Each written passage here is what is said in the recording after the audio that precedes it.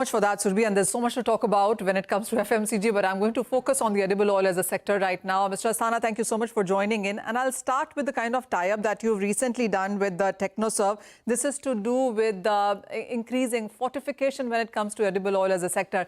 What is it about? And I'll begin with that. And what does it mean to you as an industry and an association?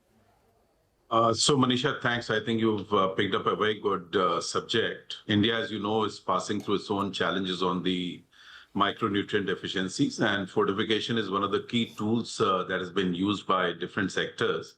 Edible oil, in particular, has been doing, fortification with vitamin A and D for long years.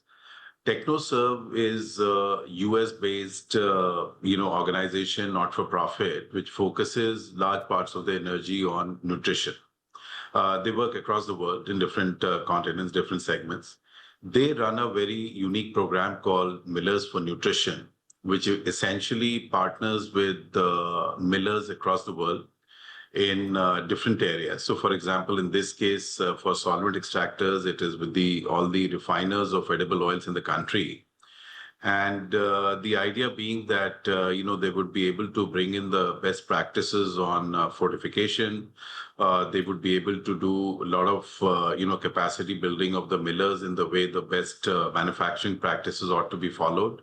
And likewise, the best, the global hygiene practices they would be bringing to the table.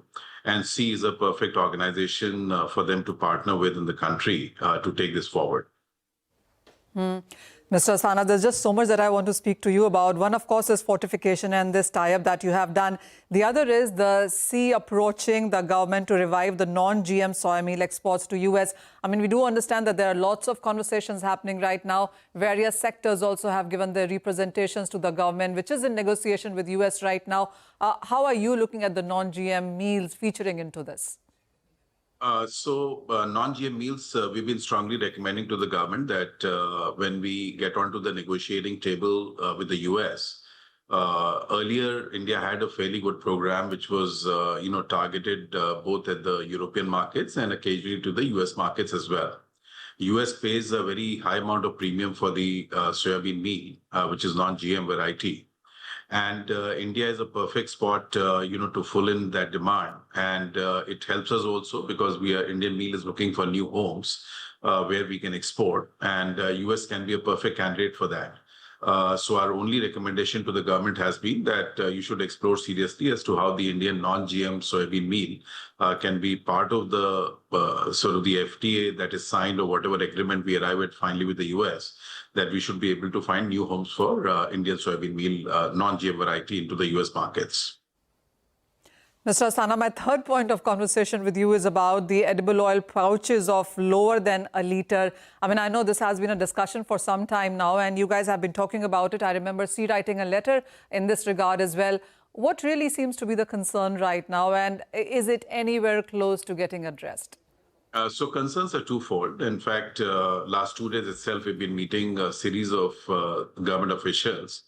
One that, under certain regulations, it was allowed, for the whole idea being that the consumer is aware of, what grammage they buy for. They're aware of the minimum retail price at which they're buying. But the fact remains, Manisha, that we all know that, in multiple different categories, the consumers in a lot of cases are not aware.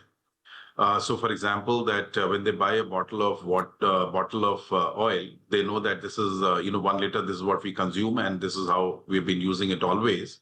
But it doesn't necessarily work out that way. And, this has got reflected in very different ways, especially in the pouches. So the size of the pouch will remain same, but it has almost become like a race to the bottom, where from 910 grams, it continued to sort of go down. Now it's to a level of 850 grams, 810 grams, 750 grams. So our only recommendation to the government is that consumer, not in all cases, is as savvy to be able to determine as to what grammage he is paying for. And maybe perhaps the government should reconsider its order and try to bring certain amount of standardization to the grammage so that the industry players can play by the same rules. And it should benefit ultimately the consumer. So what we are recommending is very pro-consumer. Perhaps when the consumer becomes educated enough and is savvy enough or is extremely aware in terms of what exactly he's paying for, so then we can move on to that. But I don't believe that India is at a stage right now for consumer to be able to determine whether he's paying the same value for 850 grams or he's paying for the same 910 grams or even 780 grams. And I think that is something which is essentially not in favor of consumers, but is also helping unscrupulous elements within the industry to be also exploiting this loophole in some way or the other, and which is not helping the industry overall. Mr. Asthana, I also want to talk about the prices now, because if you're looking at the palm oil prices now trading at almost at a 6-month lows, at par now, or perhaps a discount coming back versus the soybean and sunflower there. How have been the imports? We do understand Jan, Feb, March perhaps saw 3.5 to 4 lakh tons of palm imports into the country. Do you see this increasing, especially with the prices coming down? What's also your sense as we go into the summers in sense of edible oil imports? So traditionally, the palm oil imports do tend to increase in the summers, and you're right that the palm oil imports were down. The main reason for that was it was trading almost at a very substantial premium to the soya and sun oil, and which is quite unprecedented. That market has corrected itself. So as we head into the summer season, the demand season picks up. We still have a marriage season in the month of right into the month of May.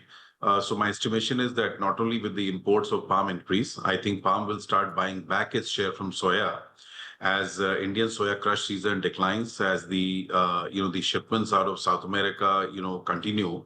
I believe that the palm oil imports should start to increase by at least 100 to 150,000 tons a month, and palm will start gaining its share versus both soya and sun.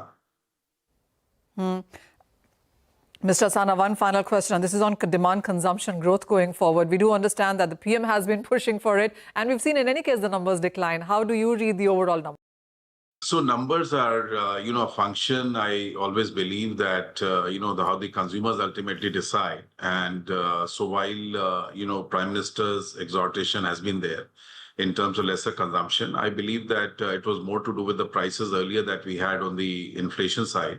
But as they tend to taper off, my feeling is the demand will sort of come back, and consumers will start responding quite actively, again, in terms of increased consumption. So my sense is that India this year, I'm talking of the full fiscal year, we should see consumption levels rising with the, tapered edible oil prices as well. So we should see a substantial uptick in the prices. In the consumption this year. In the demand, yes, absolutely. Mr. Asthana, I want to thank you on that note, because you've answered all of my questions and I've spoken on various issues here. But I appreciate your time here at CNBC TV 18. And with that, it's a wrap on Halftime Report. Business Lunch will take all the action ahead.